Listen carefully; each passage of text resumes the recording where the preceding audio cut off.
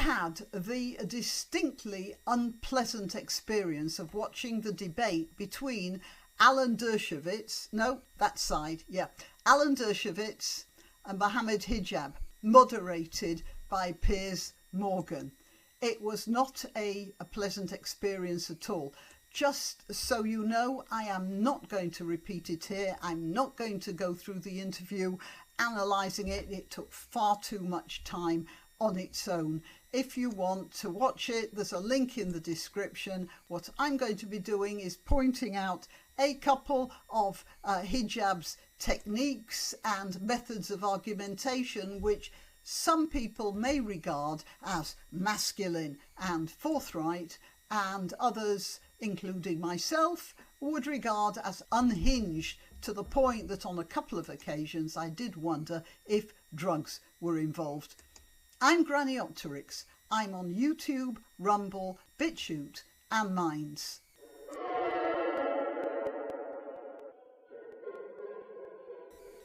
I've seen Hijab arguing before, and there's no doubt that he's a very sneaky debater. He's very good at what he does. You have to admire him for that. But he does cheat, sometimes quite brilliantly. He cheats with facts and figures, and I'll talk about the things he was trying to do to cheat in this one. I do remember somebody, I don't remember who it was, it could have been David Wood, but I don't remember for sure, who was supposed to be having a debate with Hijab, and he went into that thinking it was going to be a good faith debate, you know, and when he got there he discovered that all the rules they'd agreed on had been completely changed, and he was pretty badly wrong-footed in that whole business. So Hijab has no compunctions about that sort of, you know, doing that sort of thing. And in this case, he found the weakness in Dershowitz simply by accusing him of some sort of problem, some sort of criminal involvement with the Epstein Island business. Now, some time ago, one of the Epstein Island women had said that Dershowitz was there. And then it turned out, I don't know whether it was actually in court or at another time, but it was proved that he couldn't possibly have been there when she said he was. And she withdrew her accusation, saying that she must have mistaken him for someone else, or mistaken someone else for him, or whatever. But Hijab started off by accusing him of this involvement, the involvement for which he'd been exonerated. And then when it was pointed out that he'd been proven innocent in that case, he then started shouting, well, do you condemn what Epstein did? And also getting at Dershowitz for defending Epstein in the first place. It was as if it was beneath him to debate anything with a man who had defended in court somebody as monstrous as Epstein. But he must understand, I mean, he was brought up in Britain, he must understand that anyone, however awful he may be, is entitled to a defence in court. And the fact that Dershowitz was quite proud of being able to defend somebody like that doesn't make Dershowitz a bad man. He's just doing his job.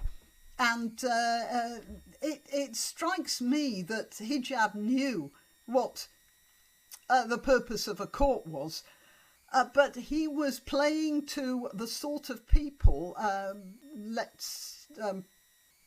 for instance, there was a case in Pakistan, I remember, where a woman was accused of disrespecting the Quran. Somebody shouted she'd been disrespecting the Quran. The entire street, a whole load of men, of course, just raced to this woman and more or less tore her apart. They beat her up, they killed her, and they set her alight. I'm not sure whether they set her alight and then and she died afterwards. I don't know. But anyway, she was certainly dead by the time they'd finished with her. And this was not a matter of finding in court what had been going on.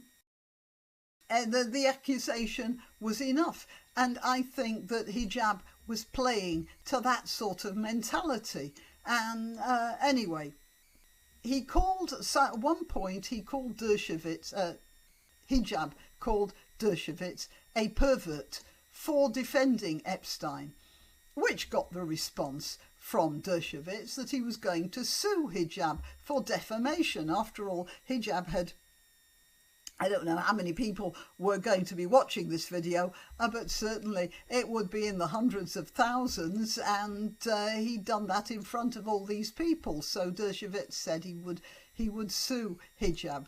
And you'd think that Hijab would then sort of collect himself a bit and cool down and maybe apologise and say, sorry, you know, heat of the moment, I know that was wrong, and then carry on with the debate, sticking to the subject. But not a bit of it. He actually doubled down. He continued to shout at Dershowitz, and he was shouting a lot. Do you condemn whatever it was he was trying to get Dershowitz to condemn? And Morgan kept checking him on that, reminding him when he kept bringing up the Epstein thing, that a lawyer is duty bound to defend anyone on trial. And, you know, it didn't make any difference. Hijab kept doing it. And Hijab kept going way off the subject all the time. And there was no debate happening. And when Morgan once more chided him for bringing up an irrelevancy, it wasn't always the Epstein thing, it was other things too. Hijab then turned on Morgan, accusing him of protecting Dershowitz because they're best friends. And during the time when Hijab was dealing with the subject, he kept shouting, he asked Dershowitz to answer his questions and then kept shouting through the questions, demanding that he condemn something else, whatever it was. And of course, he kept going back to the Epstein matter as well. And when Morgan asked him to be quiet and to let Dershowitz answer, he'd then go back to accusing Morgan of being partial because he was best friends with Dershowitz. The whole thing was just horrendous. There was another occasion when Hijab was shouting at Dershowitz.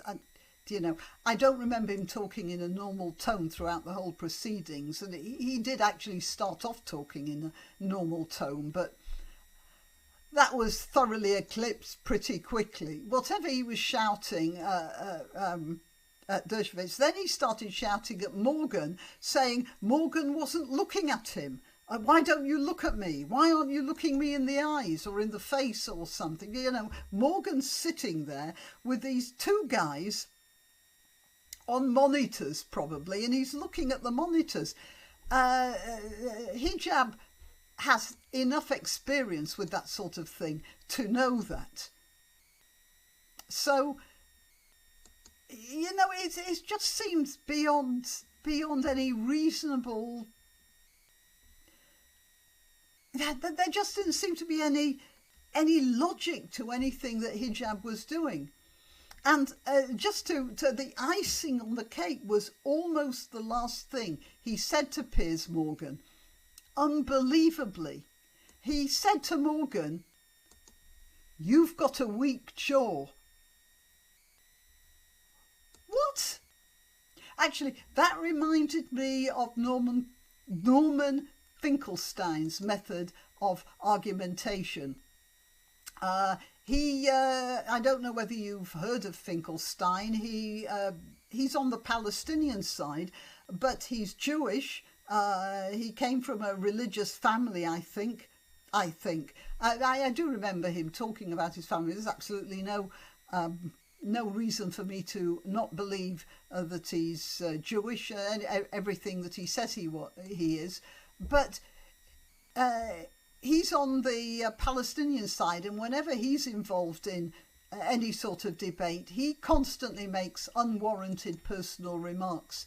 at the people with whom he's supposed to be having a rational discussion. I honestly don't know what either of these guys, either Finkelstein or Hijab, what either of them think they might achieve with such behaviour.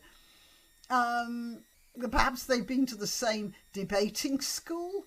I can actually understand it coming from Hijab, but not from Finkelstein, because he doesn't come out of that culture. And I do wonder if they have that sort of mentality because they have the general worldviews they have.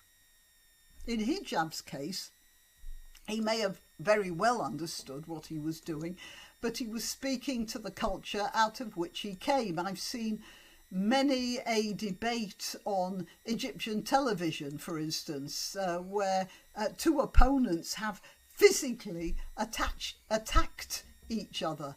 I remember one where there was an interviewee, two people in a discussion. They were sitting at a round table, and one of the guests stood up and picked up his side of the round table and tried to throw the whole table at his opponent. And another one where the interviewee, so there were two of them, they were sitting on like these high chair things that the interviews often use, and so there was very little space between the interviewer and the interviewee, and the interviewee got up and just stepped over and punched the interviewer in her face, just a straight punch to her face. So there was that. Well, oh yeah, there was another one where there was this was like that sort of long table thing, and there was a moderator in the middle and two people on either side of him, and one of them got up and saying something like "excuse me" during a part of the debate, and it was sort of like he wanted to go to the toilet, and he went out, and then a couple of seconds later he came back with a piece of equipment in his hands. I think it might have been a microphone stand, but anyway, he got up from his chair, said, "excuse me," went out, came back with this microphone stand and started hitting the other guest with the microphone stand. And this is fairly, I won't say it happens in every debate on Arab television, but it does happen a fair amount. So yes, if Hijab has watched a lot of Arabic TV, maybe he was influenced by that style of debate, but then again he could theoretically have been under the influence of some sort of drug. If you'd have asked me which one it might have been, I'd have laid bets on Captagon, but far be it from me to accuse him of taking stuff like that just before a televised debate. I just wanted to point out that this Hijab's way of acting is representative of a sort of culture which we are now nurturing in our national bosom.